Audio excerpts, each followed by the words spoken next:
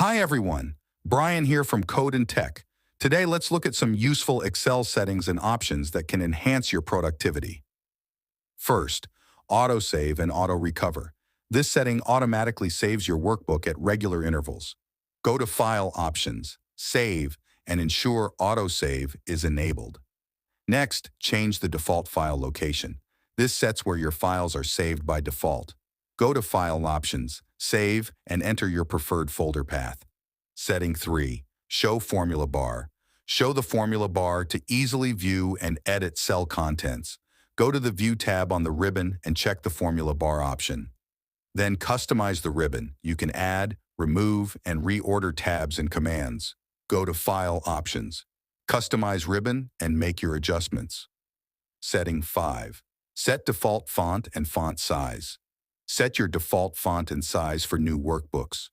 Go to File Options, General, and choose your preferred font and size. Setting 6. Advanced Calculation Options. Control how and when Excel recalculates formulas. Go to File 1, Options Formulas, and choose between Automatic, except for data tables, and Manual. Try these settings to enhance your Excel experience. Tomorrow we'll explore Rainmeter to customizing your